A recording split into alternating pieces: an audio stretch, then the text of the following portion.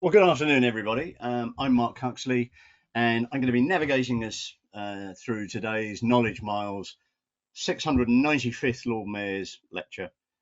Today's topic is Neuro Inclusive London, Connecting Minds, Realising Dreams, where we're going to explore how, by unleashing the power of neurodiversity, we can create real innovation, creativity, as well as competitive advantage. Um, Me, for myself, I work around entrepreneurship and we are full of the neurodiverse. So I very much recognise those comments and I'm very much looking forward to today's lecture. Quick rundown how the session will run. I shall properly introduce Dan Harris in a moment, after which he's going to speak to us for about 20 minutes. That should give us a good 25 minutes for Q&A. So please push the Q&A in as much as you can. At the top right-hand side of your screen, you'll see there's a box with a question mark in it. That's where to put the questions. Please don't put them in the general comments because they won't be seen. And definitely, please don't try and raise a hand to ask a question because you're in listen-only mode. So we won't be able to get there. But please keep putting them in the box. Questions, reflections, just as Dan speaks, things you're capturing in real time, and we can turn them into them. We'll try and get through as many of the questions as we can during the session. Sometimes, though, for good reasons, there's way too many questions to do. So Dan will get a copy of all of the questions and your details. So in his gift to carry on and reply to them after the event as well. You all know the session's been recorded and there's a dedicated YouTube channel, so you can rewatch it at your leisure and share with colleagues should you so wish. So that's enough of the parish notices. So really, welcome, Dan. Nice to have you with us. Nice to ask you to join us. Dan is the founder and CEO of the Neurodiversity in Business charity, set up to transform the employment prospects of 15 to 20% of the UK's population who are defined as neurodivergent. It's a reasonably new charity, founded a couple of years ago. It's got over 800 global corporate members and community partners that have joined in its mission in the meantime in the last 24 months. Powered by a team of 100 volunteers. That's a great convening source there, Dan. Well done. And it just wants to raise awareness across lots and lots of multiple sectors, industries, and countries. So, whilst we speak about London today, it's definitely not just focused on that. Dan himself, neurodivergent leader and advocate, passionate about raising awareness and the understanding, the strengths and challenges that it brings, but also the empowerment that it can bring to individuals so they can thrive throughout their careers, which is all we're going to hear about today. So that's enough of my voice. I'm going to pass over to you, Dan, for the next 20 minutes.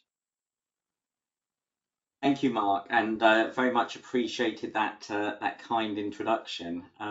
So, hello everyone. I'm really thrilled to be with you today, and I should extend a thanks, obviously, to Mark and also to the Lord Mayor for the kind support he has provided for a long time, actually.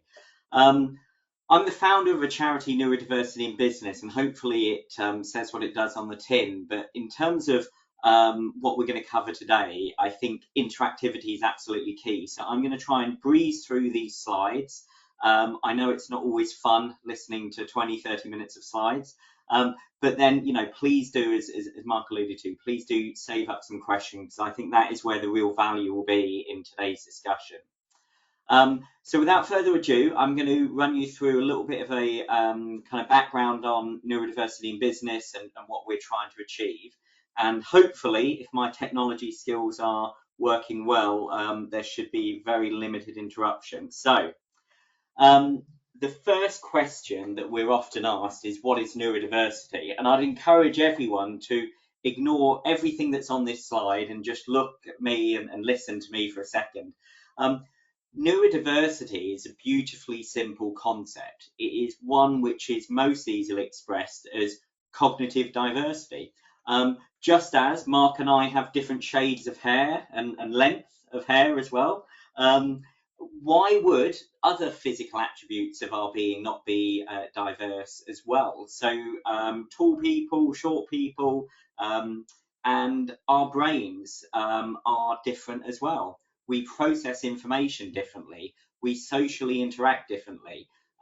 So neurodiversity is a concept which talks about all of those neurotypes, the different ways that our brains work.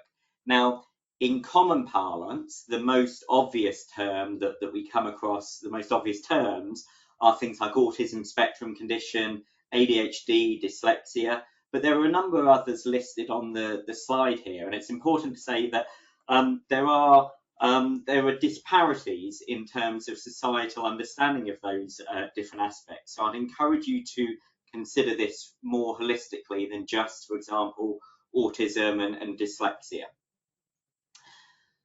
In terms of quantifying this, a really key message that I'd love for you to walk away with today is that we are the 1 in 5.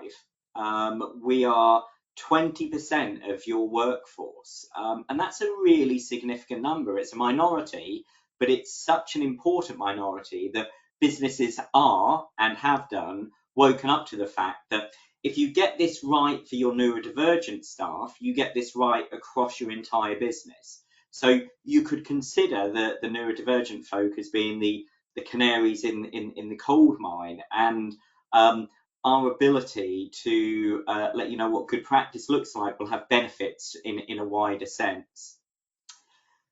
We are the 1 in 5. I'm going to repeat that many times. You might get bored of it. But the other thing to bear in mind is that there has been a significant growth in societal understanding of neurodiversity in the recent past. Significant increases in autism diagnosis, but let me tell you, there's nothing in the water. It's nothing to do with vaccines, nothing to do with COVID. The reality is that our medical profession and our education system and our workplace is just getting better at understanding what neurodiversity is. So we shouldn't buy into this damaging media narrative about neurodiversity being a fashionable trend and, you know, celebrities who have ADHD, etc. The reality is that we're just getting better at picking up on this topic rather than the actual prevalence in society increasing. So, why is neurodiversity important? And I like to go back to all of those big consultancy reports, which, you know, we see every couple of weeks, and most of them say that in the kind of 30 to 50 year horizon, around 60% of our workforce, those jobs will be automated out through AI or through robotics. Now, the great thing for the neurodivergent people watching and listening here is that actually the future is neurodivergent. So those skills which are being automated out of the workforce, actually those are the straight line thinking skills. Those are the things which the neurodivergent folk may not excel in. But you know what we excel in? Innovation, creativity, detailed orientation, real kind of pattern recognition. These are some of our strengths, and these are the skills which are going to become increasingly relevant in our workforce as we move forward. So the future is neurodivergent. Why are companies focused on neurodiversity? The joy of this slide is often I get stopped very early on. I haven't been into a boardroom yet, FTSE 100, FTSE 250, where they've said, Dan, you know, you're wrong. What are you smoking? The reality is that most senior level execs just say, look, we should focus on this because it's simply the right thing to do. We want our business to be reflective of the society which we serve. We want it to be reflective of the clients that we look to have partnerships with. And also, we want to be reflective of the constituent workforce. And that includes both the human whom you employ, but also the human's family, you know, those people around him. So neurodiversity just touches a lot of people, and there's a lot of kind of deep personal connection, which is one of the reasons why we've been so successful in raising the profile over the last few years. There are lots of other areas that I'll talk through today, aside from the kind of economic, legal aspects as well. So NIB, this is the charity that I founded. Our goal is just to improve the working lives of neurodivergent individuals. And we genuinely believe that there is an innovative contribution, an excellence which neurodivergent folk bring to the workplace. But you know what? They're not currently doing it. So there is untapped potential. And what we need to do is create neuro-inclusive workplaces so that we can really tap into that potential and help London and the UK in terms of economic growth and prosperity. I wanted to flag something to you, which is everything we do, we give away for free. On our website is neurodiversity.org. You can see something called the ND Resource Hub, and this is our effort to bring together the best quality material for society and the workforce to leverage. So please have a look at that on our website. And I think Lucas has also mentioned in the chat, please follow me on LinkedIn, Dan Harris, and also the Charity Neurodiversity in Business, because I post every single day on LinkedIn, and hopefully you'll get some value and insight from that. Okay, so I wanted to talk to you a little bit about the fact that neurodiversity, which is a social movement at its heart, it's something which is actually relatively immature. So a lot of what we profess to understand on neurodiversity is based on conjecture, it's based on good intent, but not always deeply methodical analysis, which is why I'm really proud of partnering with Birkbeck, University of London, and with the two professors mentioned here, because we've produced the first of its kind academic level rigor research into neurodiversity at work. And I thought that it would be helpful to just share some of these findings with you. So it reconfirmed what we thought in terms of those skills of neurodivergent staff, being hyper-focused, creativity, innovative thinking and detailed processing. And as we know, these skills are going to become increasingly important in the years ahead. We are starting from a low bar, so we're at a relatively low state of maturity. So we found that 92% of employers had a diversity, equity and inclusion policy, but only 22% had any focus on neurodiversity.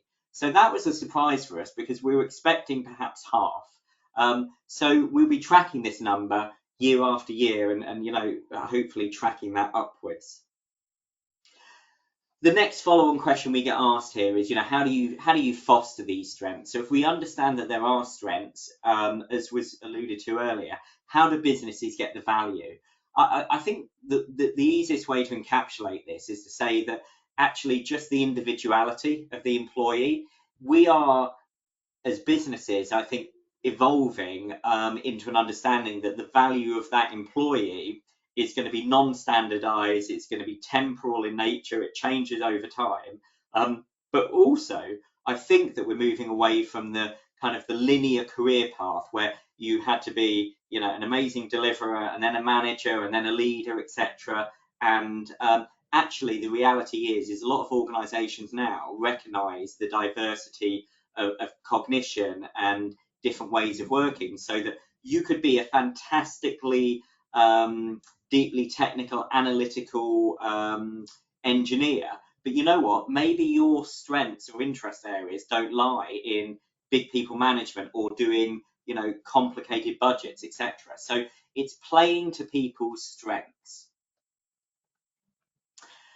Another thing that's really prevalent in our community is around stigma and discrimination. I'm on Bloomberg TV shortly on a live session, and I was with the BBC this morning actually. And what I'm always asked is, could you give us an autistic CEO of a FTSE 100 to speak to? He or she doesn't exist in the public domain because it's not something people are really comfortable about disclosing, even at the senior level. We do have some great entrepreneurs, we do have some well-known celebrities, etc. But in the business world, it's still considered as something which may limit your career. And that's something that we're trying really hard. And this is why I'm always standing up and shouting and saying, look, I'm autistic and ADHD, and you know what? My differences are my strengths, and that's what enabled me to get to where I am in my career. I got there because of those differences rather than despite them. We asked the employers, so we have around 1,000 of the biggest blue chip organisations as members of NIB, the likes of Google, Amazon, McDonald's, JP Morgan. And we asked them around what were the barriers to actually getting adjustments. Now, disclosure was the biggest issue. So that is clearly something that organisations need to work on. And they need to work on it by, one, shouting about neurodiversity, being quite kind of humble and saying, look, we're on a journey. We're not getting everything right. But you know what? We're pointed in the right direction. We have a real desire to be neuro-inclusive. And the first thing we're going to do is we're going to listen to our neurodivergent staff. So that is a kind of a big cultural shift which we within NIB are trying to promote. Language. Language is important because it's personal and it implies, there are implications around it. So I would just reflect on the fact that we all need to be thinking about using inclusive language in how we talk about this topic, and we'll come to some examples a bit later. So some of the things that you can do in terms of helping to fight that stigma is around celebrating neurodiversity. So one of the things I always ask of our big corporates when they join NIB is, can I come out and do a handshake photo opportunity with the CEO? You know, would he or she be happy to kind of support? And you know, pretty much universally they're happy to do so, because we've woken up to the fact we are the 1 in 5. So there's that senior level executive support, which is super important. But we should not fall down the kind of the black hole of rushing out to recruit neurodivergent folks purely for their neurodivergence, purely for the skills that they can bring. That is quite a dangerous and it's a path with lots of holes, because number one is that you may be unintentionally reinforcing existing marginalizations which exist in our community. So, for example, some things I counsel against organisations doing is rushing out and saying, right, we are going to hire 100 penetration testers in our cybersecurity team, and they're all going to be autistic.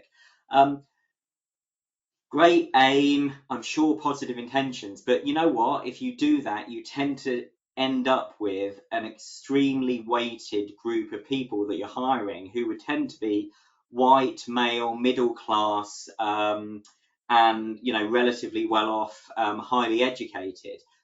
You maybe just be reinforcing those issues by doing that. I think what we're trying to do with NIB is to say that, you know, all jobs should be open to neurodivergent folk. And you know what? We're going to start by making sure we've got the cultural piece, the awareness piece, that our recruitment practices are neuro-inclusive. So I would look at this from a systemic point of view, rather than saying you can deal with neurodiversity by going out and hiring a particular skill set.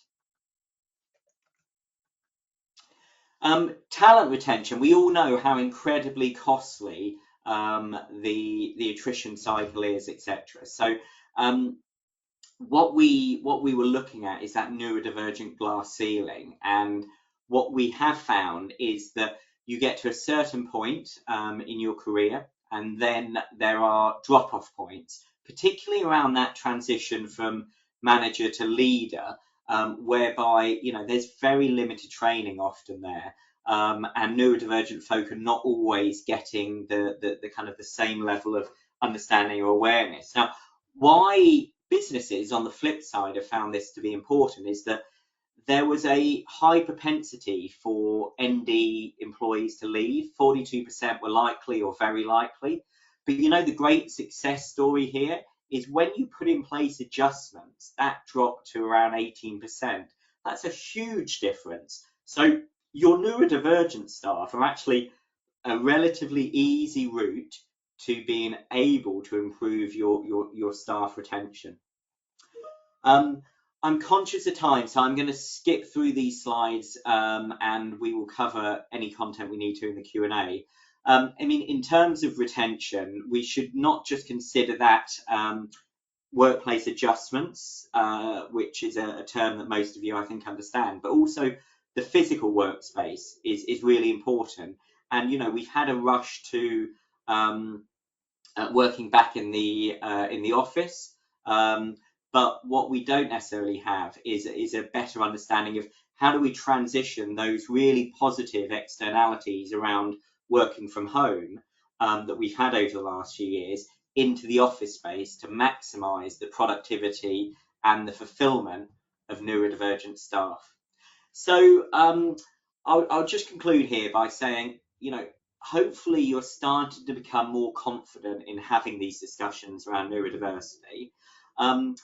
I would say that rather than rush off and kind of necessarily hire expensive consultants to deliver a change program, one of the best things to do is that real introspection and the discussion internally, which is, you know, who are our neurodivergent staff? How comfortable do they feel in disclosing? Do we actually have an employee resource group? And I say then, if you do, the three priorities there are listen, listen, and listen, because you've got access to those people who know where your processes may be suboptimal. Lastly, please do join Neurodiversity in Business. We don't charge a membership subscription fee. We genuinely feel that getting everyone around the same table is the way to accelerate the change that we all want to see. Have a look at our website, neurodiversity.org. Follow me and NIB on LinkedIn, and I will be happy to come back to any of these slides if we need to during the Q&A. Mark, hopefully I've not rambled on for too long and I was reasonably coherent. I don't know. Oh, no, you were spot on both parts. So more than reasonably coherent, definitely coherent, and made a huge amount of sense. I think I said, you know, before we get to the Q&A, you know, been a bit little self-indulgent. You know, I kind of get to represent entrepreneurship in the city and with a livery company, and just I've come to realise with our 200 members that diaspora of people that sit in there and just how important it is. And you know, you called out dyslexia at the start, and I remembered I did one of these lectures myself earlier in the year and pulled out the stat that 35% of entrepreneurs in the US are diagnosed dyslexics, 20% in the UK. And when you think of people of the quality of Richard Branson on this side of the Atlantic, Charles Schwab back in the day on the other side, yeah, that's where the power comes. That's where the magic happens. And particularly someone like Branson, what he spent his life inventing. So we come to term neurodiversity as superpowers rather than any limiter. And you're pardon the language, a damn fool if you ignore it at your peril, particularly around that design thinking side of it. So no, that really struck hard with me. Looking at the questions sitting on them, please, you know, I can see the stuff going in the chat. Do keep asking the questions on here. But are you seeing within the organisations you're working with, are there naturally cleaving sectors sitting in there that they're great heroes for what you're doing? Is there sectors that are not getting involved that you've got an opportunity to hear to call out to that are kind of missing the point slightly? And same ways with business sizes, you know, when you get a size of I know your day job, you work for a very large organisation, you know, is that too big to kind of chew off? Is there a sweet spot of organisations sitting in there, or is it, I'm sure you will say it's apparent across all of them, but just where can you get the best bang, you know, for what you're doing? Yeah, no, I'll be really honest and transparent on that last point, Mark, and I'll come back to it in a second. So the first question I think was around the kind of the sector alignment. So within NIB, you know, we are fueled by our membership and their interest and their passion for this topic. I would say we are disproportionately weighted, Mark, to financial services, TMT, and kind of those kind of big data, new kind of companies. Where we're less well represented, I think, is in retail, in THL type organisations, and also somewhat the public sector. So I come on to your second question around, you know, which size organisations are doing this or doing this well. it's a good question, and someone or you, Mark, may ask me for some examples later, and I'll be happy to answer it. But on a macro level, not many are doing this well, and I can say this genuinely, but also with a sense of optimism. They increasingly understand that they're not doing this terribly well, and they want to do better. Size-wise, again, we are weighted towards the Google and the Amazons, etc. And I myself have been kind of stung by this criticism, Mark, which is, you're very much focused on those big global blue chips. And I feel that personally, because the reason I set up the charity was my little boy, 10-year-old non-speaking boy, autistic boy, we call him the Joshy man. The Joshy man may not end up at a Google or an Amazon, but you know what? He may end up at McDonald's. He may enjoy having that as his career. So just because of their size and prevalence does not necessarily mean they would exclude neurodivergent staff. The other criticism that I hear, Mark, which is a fair one, which is, the true drivers of economic growth in the UK are not that top tier global multinationals. It's the small and medium enterprises. That's what I think the great British economic success story has been historically built on. Now, those organisations, and I think this is where the questions came from, those organisations are not necessarily going to be the ones that have a very extensive people-focused HR department. They may not have diversity and inclusion practitioners and kind of programs on this. So my hope and my belief in the strategy and how I set up NIB was that there will be a knock-on, a trickle-down effect, whereby if we can demonstrate that some of these big corporates are actually doing something really interesting, number one is you give a lot of hope and impetus to the neurodivergent employees who feel locked out and disenfranchised by the employment market. But Mark, as you know, with your family as well, it happens before then, right? It's the employment cycle. So a lot of people leave the education system, and they're already disenfranchised from seeking that kind of employment. So we're trying to create that positive impetus whereby we can show that companies are doing this and doing this well, and neurodivergent folk who may have previously said, there's no way I could fit in at the likes of JP Morgan.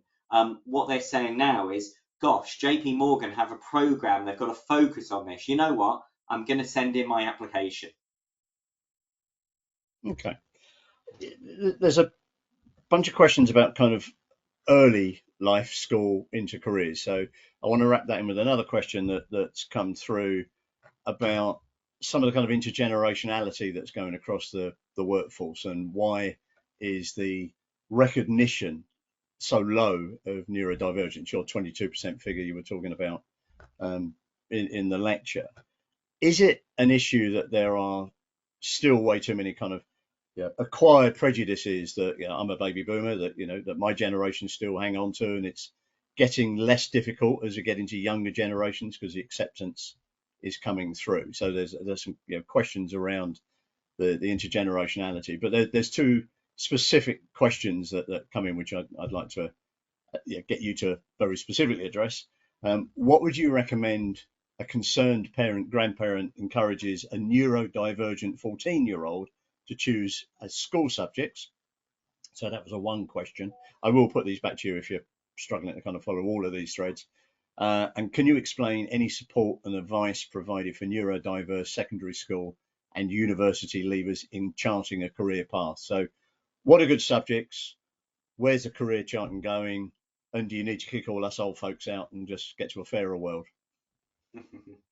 Well, Mark, you've done a good job so far, so I don't think anyone needs to be kicked out. But look, let's attack this issue straight on, because the reality is that there is a big intergenerational aspect to this.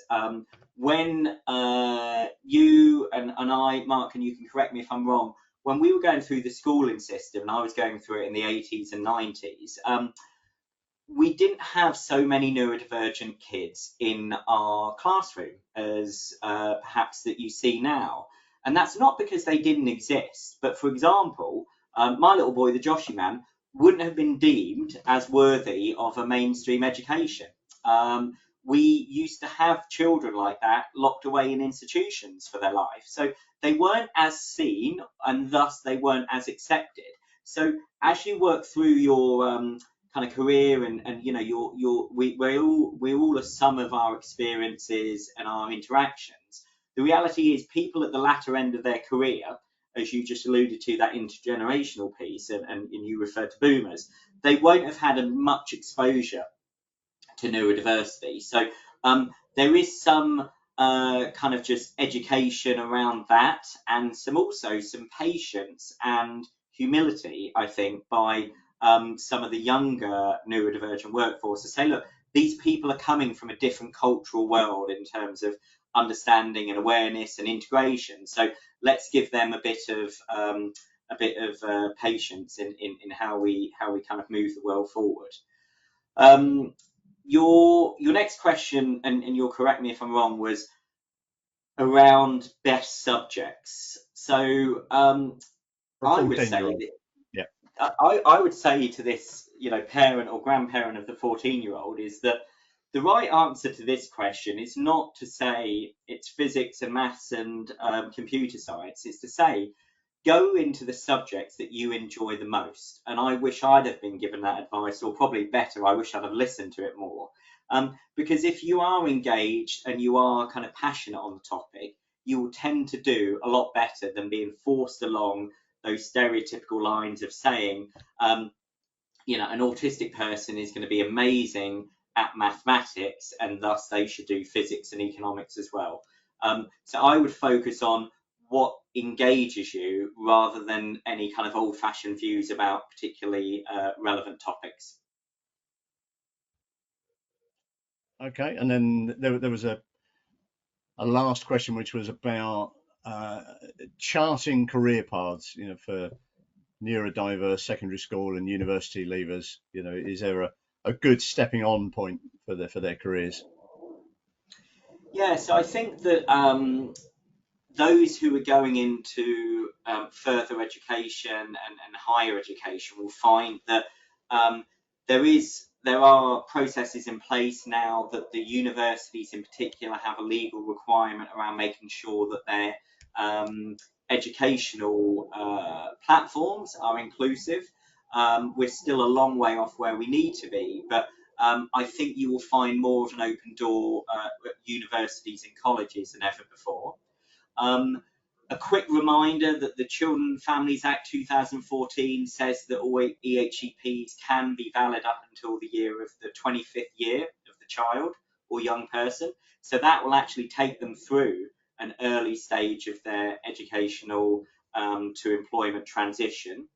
Mark, I'd be interested in your views as well. It seems to me that we have moved away from that kind of linear route that if you want to go into law, you do a law degree at a prestigious university, etc. I think with all of those positives that we've made around socioeconomic and ethnic and other elements of diversity, it seems to me that the workplace is moving away from those views that, you know, you have to have a 2-1 from this university, etc. Yeah, no, I will. Thank you, because I know we chatted about this a little before we came on air. So I'm a decade back from you. So my schooling was through the 60s and 70s. So I joined the workforce in the late 70s in a reasonably unique working environment. It was the Lloyd's underwriting room, and that's where I've kind of spent my life.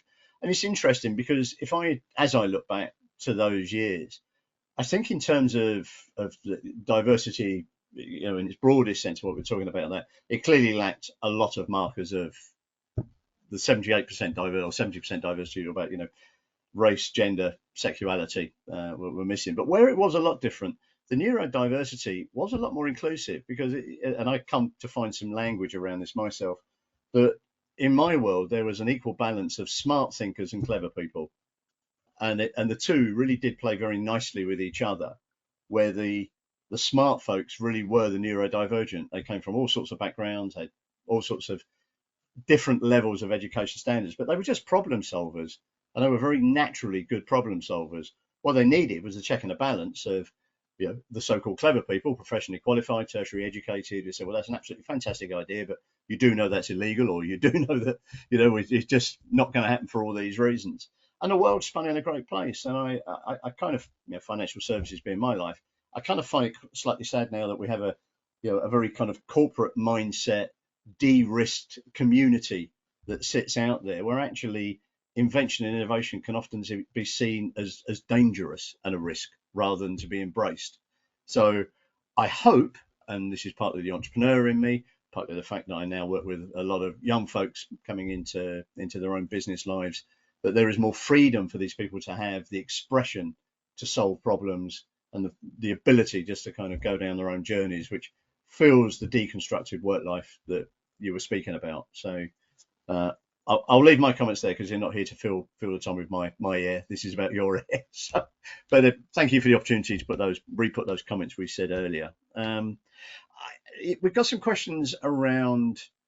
There's a fabulous comment which I am going to read out, and actually it is from a friend of mine, a lady called Joanna Hughes, who said, "You absolutely do not have to have a 2-1 to join law firms in the City of London.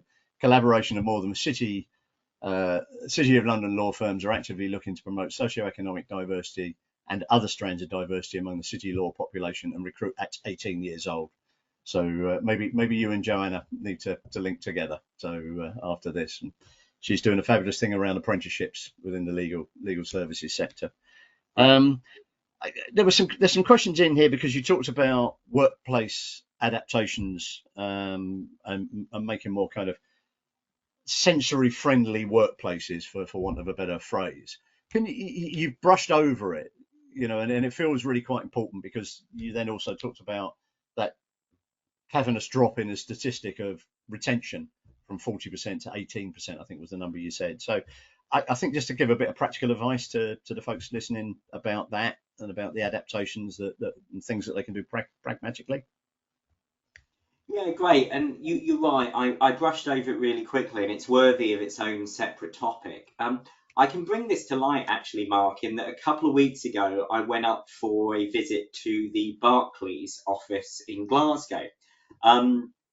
It was my second visit. I went the year previous as part of a BBC documentary on autism, and this time I went because there was a massive demand from NIV corporate members because they wanted to see how Barclays had built out a neuro-inclusive office space. And I was really just blown away at the positivity around this office space. So some of the kind of things they'd done is around individualized lighting, around individualized temperature control in different parts of the office. Some of the things they'd done were kind of cultural things whereby it was now completely normalized and accepted that people would work from whichever place in the office they felt most comfortable with, given their sensory needs. So there were some autistic people who were really comfortable being away in one of these pods.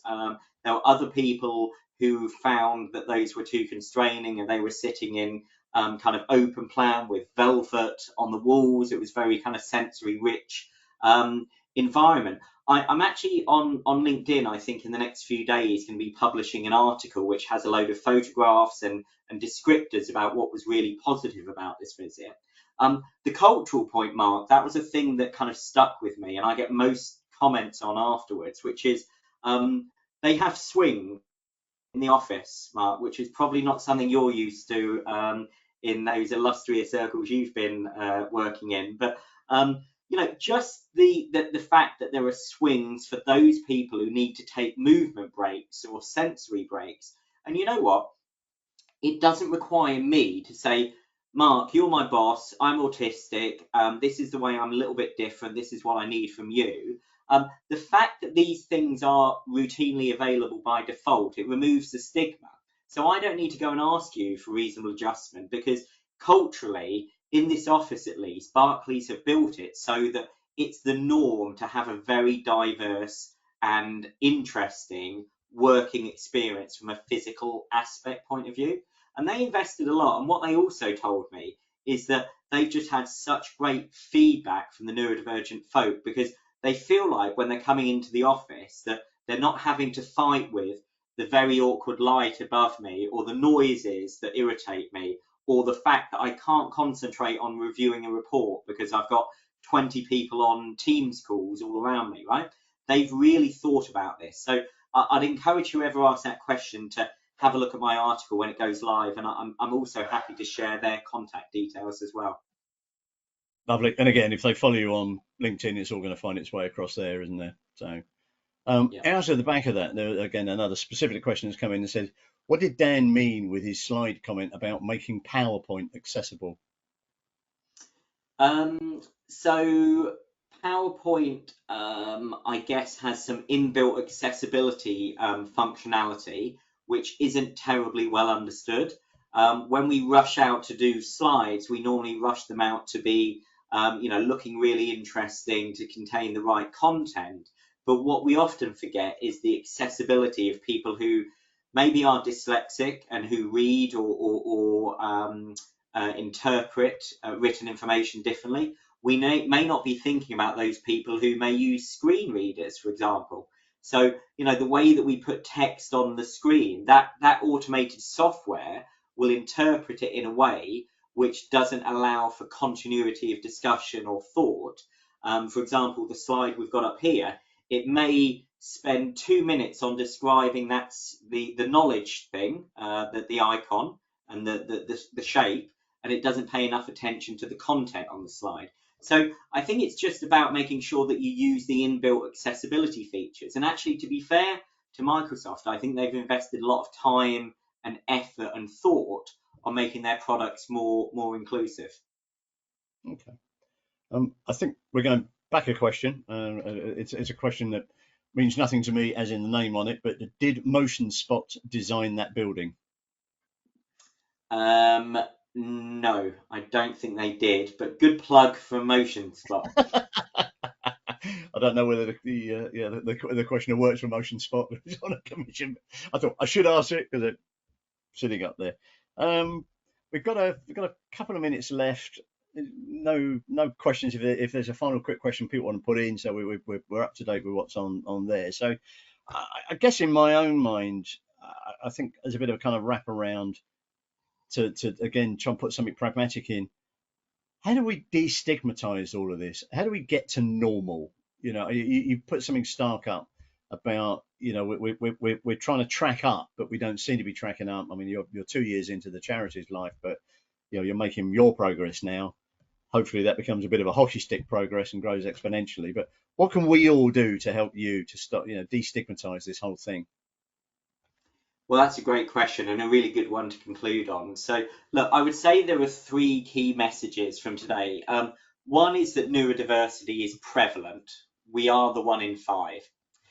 The second is that neurodiversity does not need to sit in the too hard to deal with bucket.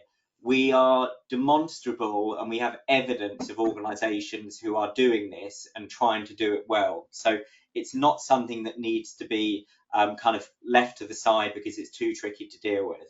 And then the third point would be around the fact that neurodiversity is a competitive advantage.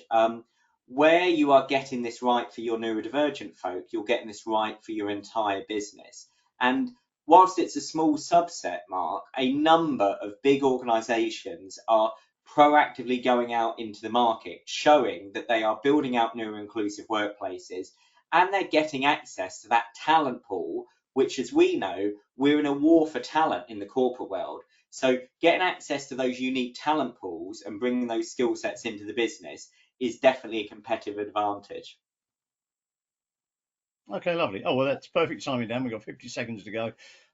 Just one final thing on Motion Spot. The questioner did want it made it known that definitely not from Motion Spot. I won't say what the brand is, but is the brand employment lawyer working for another law firm. So just for the sake of equality sitting in there. But Dan, I mean, we're running down on seconds. So I think that's it for the Q&A. As you said, you've put your links in there. I'm sure get people to link in with you, but that's been fascinating.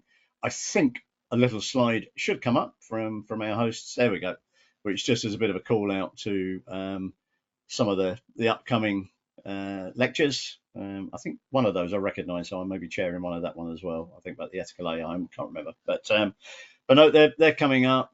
As always, this has been fascinating and interesting. So thanks again for being so thought-provoking and so candid, at both a personal and a professional level, about the topic. Just to remind, the website is neurodiversityinbusiness.org. So all of the neurodiversity in business being one thing, no dashes, underscores, or anything else. So And more simply, Mark, just neurodiversity.org will get you there as well. oh, there we go. There we go. For those of us that have got attention deficit disorder, I can't be bothered to type all that. Well done for giving me the short brief. So, no, thank you for that. It's been absolutely fascinating. As always, we have to thank our Lord Mayor Michael Manelli for putting this series together. I think it's a truly extraordinary thing he's done in the year, and today's just been another great example of the diversity of thought and topics that we get to enjoy. To his other colleagues at ZN for producing it, a man behind the scenes called Lucas that has been off screen, sitting on there. So thanks for all the help there. But as always, and principally to the audience that have stuck through this with such fantastic questions and made this a really, really interesting kind of 45 minutes shared with each other. So thanks to everybody. So once again, a final thank you for you, Dan. When you're getting lots of hands up and lots of applauses coming through from the audience. So thank you for that. So as we say goodbye to each other, we will be brutally taken off the screen. So there we go. So I should just finally wish you all a good, happy rest of your week.